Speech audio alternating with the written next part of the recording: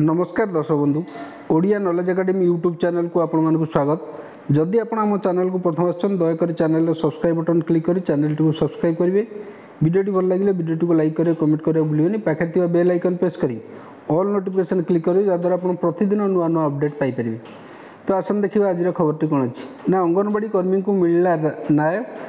जो हाइकोर्ट रे जो केस होता हाइकोर्टर गुरुत्वपूर्ण राय अनुसार अंगनवाड़ी कर्मी को न्याय मिली, शेष में न्याय मिली एवं तांकु समस्त जो सुविधा सुजोग प्रदान करा जिवो।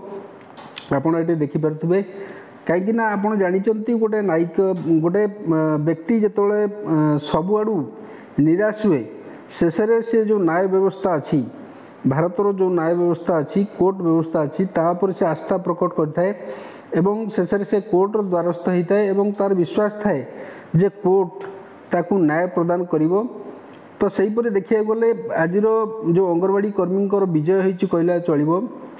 शेष में जो गुरुत्वपूर्ण राय अनुसार हाइकोर्ट को गुरुत्वपूर्ण राय अनुसार न्याय प्रदान करिसेंती कोर्ट। तो आसन आरंभ करवा आज सविशेष खबरटी कौन अच्छी ना ये देखिपे जो हाइकोर्ट को गुरुत्वपूर्ण राय अनुसार जो न्याय मिलला। तो से न्याय अनुसार आप देखिपे जो 15 वर्ष पर मिलला न्याय। गत 15 वर्ष गोटे नायिक बहुत वर्ष लड़ई पर शेष जो अंगनवाड़ी कर्मी अच्छा न्याय प्रदान करिसेंती माननीय ओडिशा हाइकोर्ट एवं ताकर जो नियुक्ति पाई हाइकोर्ट को निर्देश देइचंती सरकार को।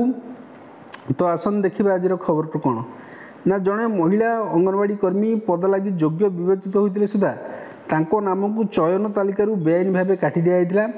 जड़े महिला थिले जे कि योग्य विवेचित होते अंगनवाड़ी कर्मी नियुक्ति पाई किंतु तांकर जो नाम को चयन तालिकार बेआईन भाव काटी देइथिले।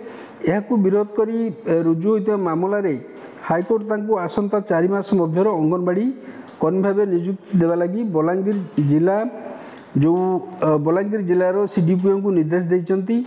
तो आवेदनकारिणी केमिति खरसेल पक्षर आगत मामलार शुणाणी करी हाइकोर्टर विचारपति जस्टिस शशिकांत मिश्र यही निर्देश देइचंती। जो हाइकोर्टर माननीय विचारपति जे अछंती जस्टिस शशिकांत मिश्र यही निर्देश देइचंती। एथिसह जो विज्ञप्तिर नियम को उल्लंघन करी काहारी को चाकरी दिया जाय पारिबो नाही बोली हाइकोर्ट यही अवसर स्पष्ट करिसंती। अर्थात विज्ञप्ति जो नियम अच्छी से नियम आधार में जन को नियुक्ति दिया ताकू से जो नियम को उल्लंघन करा जाय परिबो नाही। शेष में संपुक्त जो महिला अच्छा न्याय मिली से अंगनवाड़ी कर्मी भाव नियुक्ति पाइबे। बलांगीर जिला डुंगरीगुड़ा जो अंगनवाड़ी केन्द्र में अंगनवाड़ी कर्मी नियुक्ति निमंते 2009 जुलाई 8 रे मुरीबाहाल सीडीपीओ जो अच्छा सीडीपीओ जो शिशु विकास सुरक्षा अधिकारी कार्यालय पक्षर विज्ञप्ति प्रकाश पाई। आवेदनकारी केमिति खरसेल यही पद निमंते आवेदन करथिले। सर्वाधिक सी जो 57% नंबर रखिदिवारु तांको यही पद लगी मनोनीत कराइथिला।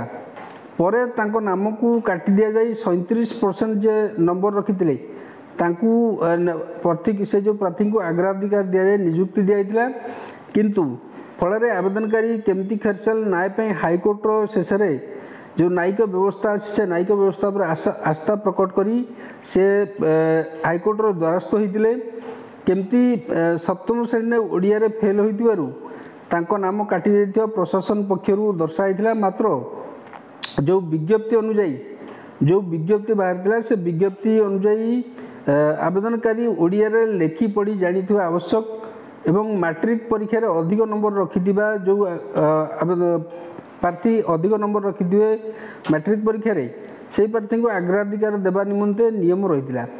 तेणु हाइकोर्ट यापर विचार करी पूर्व नियुक्ति को बातिल करने सह आवेदनकारी उक्त पद नियुक्ति देवा लगी निर्देश देइचंती। तो यहाँ कहीपर जे हाइकोर्टर गोटे न्याय मिली जो अंगनवाड़ी कर्मी नियुक्ति को नहीं शेष में न्याय मिलना। एवं आपण माने जानिथिबे जो हाइकोर्ट रे अन्य जो मामला उपरे मध्य जो विचार चलछि अंगनवाड़ी कर्मी माने सेमानकर जो दरमा को नहीं एवं तांकर जो दरमा एवं तांकर जो चाकरी शर्तावली अच्छी दरमा पेंशन इत्यादि जो मामला सब रुजु होइछि आम आशा प्रकट करुचु कि से हाइकोर्ट रे न्याय मिल। तो आज ये खबरटी जदि आपको खबरटी भल लगा दयाकोरी चैनल को सब्सक्राइब करेंगे, वीडियो को लाइक करें, कमेंट करें भूलें। धन्यवाद।